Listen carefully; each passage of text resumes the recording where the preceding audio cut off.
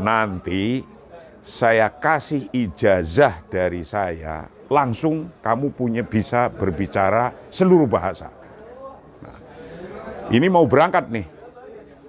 Nah, ketika mau berangkat nagih ini, mana ijazahnya Gus?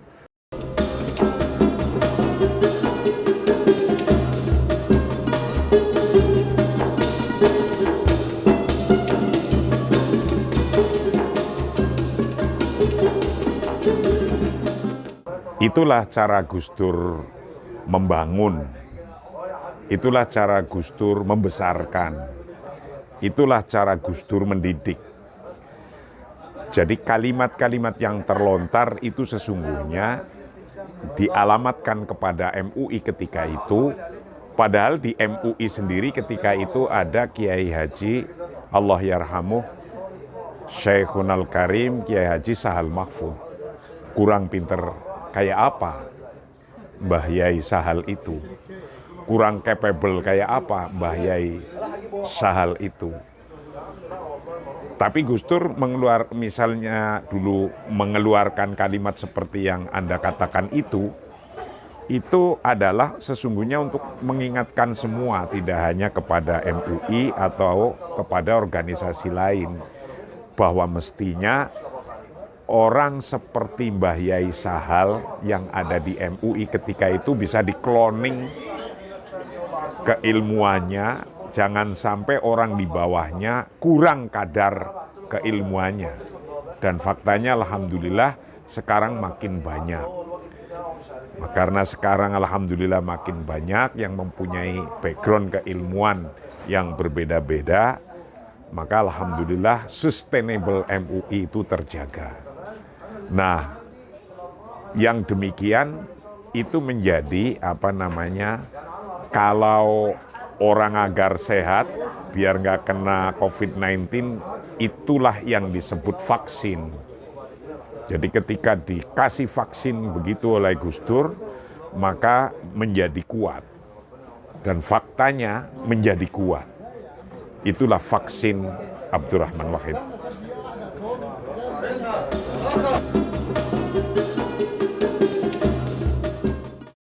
Jadi Gus Dur mempunyai sisi yang banyak sekali.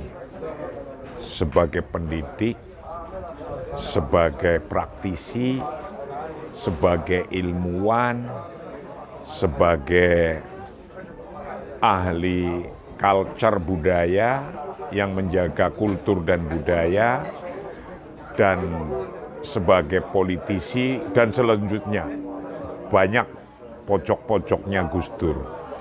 Maka ketika muncul satu pojok yang lagi ngomong politisi, nanti kurang bisa diterima di sisi pojok lainnya.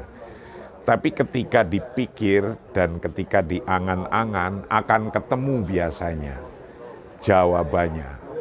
Jadi apa yang dilontarkan oleh Gus Dur pasti untuk membangun, pasti untuk membuat agar lebih kuat, pasti membuat peradaban itu menjadi lebih lembut, baik, nyaman, dan akademis.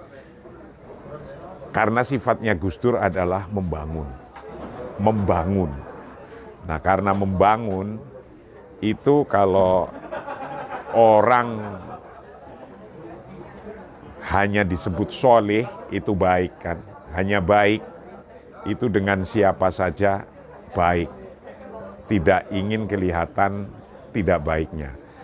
Tapi Gus Dur selain soleh itu muslih, orang yang memang beliau adalah kalau ada situasi apapun ingin diperbaiki, kalau situasinya masih kurang tepat dan kurang baik. Dengan caranya beliau, dengan ungkapannya beliau, dengan bahasa-bahasanya beliau. Itulah bahasa-bahasanya seorang muslim.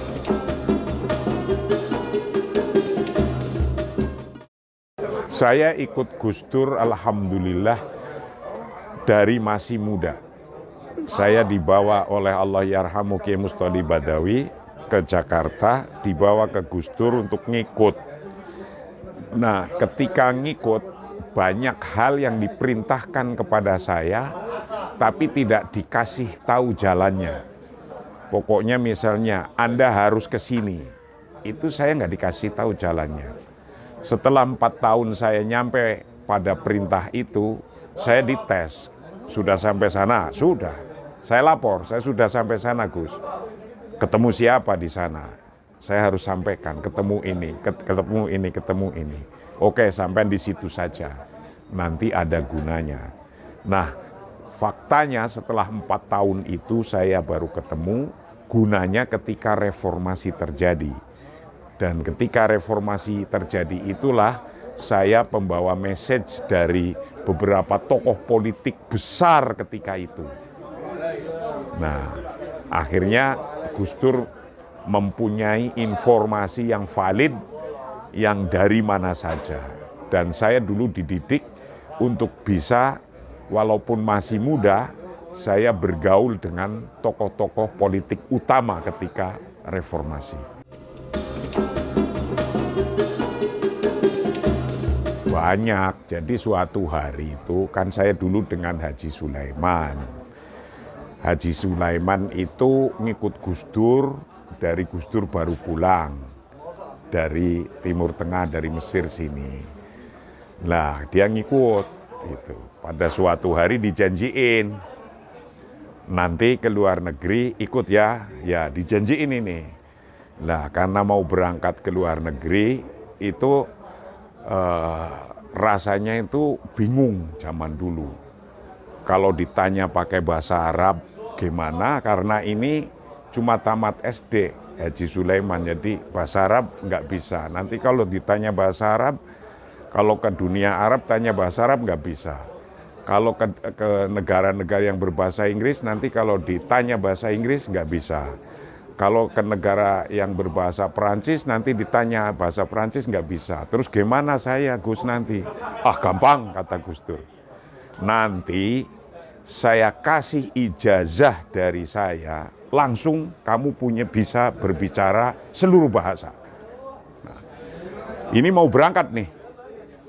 Nah, ketika mau berangkat nagih ini, mana ijazahnya, Gus? Kan ini sudah mau berangkat. Ya sudah, nanti di atas pesawat lah gitu. Nanti saya ijazahi.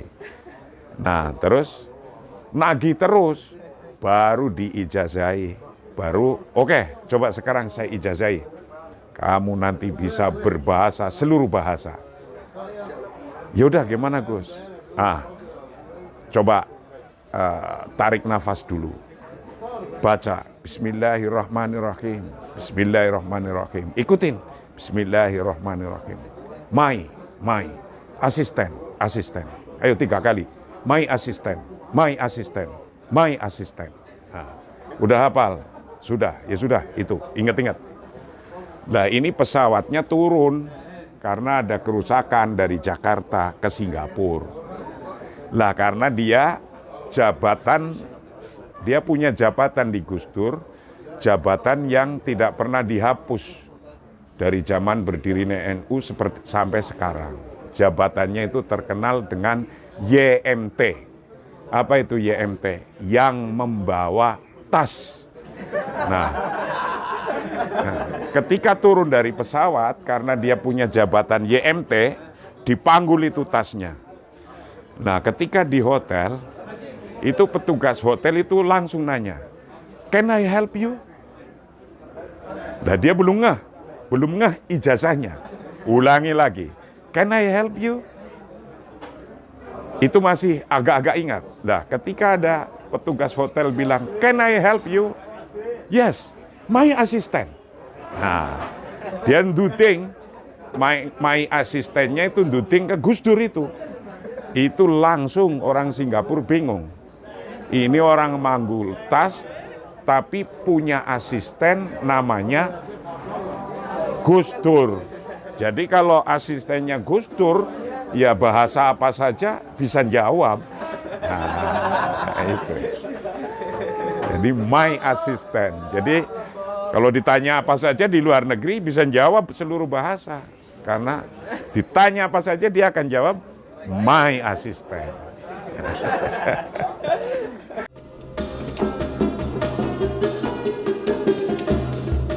Ada cerita yang inspiratif sekali, dan itu bisa terjadi kepada siapa saja, termasuk saya atau para santri atau bahkan siapa saja. Jadi suatu hari ada orang sudah agak tua datang ke rumah Gus Dur.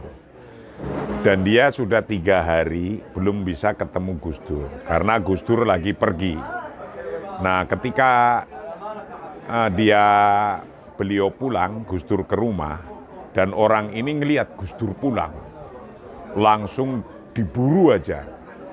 Nah, Gus Dur masuk rumah, duduk, dia langsung pegang tangannya, salaman di bawah, sambil menangis.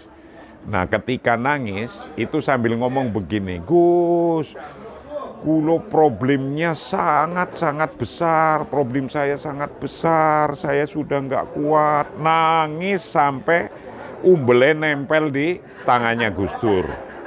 Liurnya, tetesan air matanya dan umbelnya nempel di tangannya Gus Dur. Begini, didiemin aja itu orang, pokoknya ngomong terus, Gus, saya pokoknya sudah nggak kuat ini Gus, masalah saya besar, masalah saya udah nggak bisa mikirin, saya mungkin nggak bisa pulang ke rumah gitu, rasanya nggak kuat Gus, kulom pun boten kuat niki, kulom pun boten saged mikir niki Gus, saya nggak kuat dan sudah nggak bisa mikir, sambil nangis. Ketika tangannya Gus Dur bergerak sedikit, dia tambah nangisnya. Terus ngomong lagi, Gus, saya sudah nggak kuat ini Gus, saya sudah nggak bisa mikir Gus. Nah, ketika ada selang waktu, dia diam sedikit, Gus Dur nanya, sampean pun boten kuat? Bapak sudah nggak kuat? Boten Gus, boten kuat. Bapak sudah nggak bisa mikirin? Boten Gus, tidak Gus, saya sudah nggak bisa mikir. Nah, kalau sudah nggak kuat dan sudah nggak bisa mikirin persoalannya sendiri, ya jangan dipikirin. Nah, kalau sudah nggak kuat, jangan dipikirin. Itu saja, ya, jangan dipikirin ya. Nah, itulah hebatnya Gus Dur. Maka kalau kita punya problem apa saja, sesungguhnya itu hanya persoalan pikiran. Kalau pikirannya di-off-kan, ya sudah, nggak ada problem.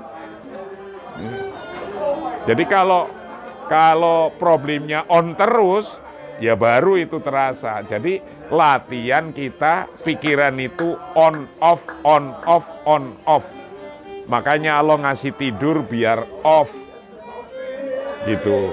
Nah, inilah sesungguhnya kisah inspiratif dari Gus Dur. Jangan semua problem itu dipikirin. Karena setiap orang sambendino setiap hari pasti punya problem. Makan, pasti juga ada problem. Apa? Selilitan. Nah, ya makan aja punya problem. Jadi, karena segitu banyaknya problem, setiap detik ada problem, maka kalau punya problem, yang kuat ya dipikirin, yang nggak kuat ya ngapain dipikirin. Terima kasih.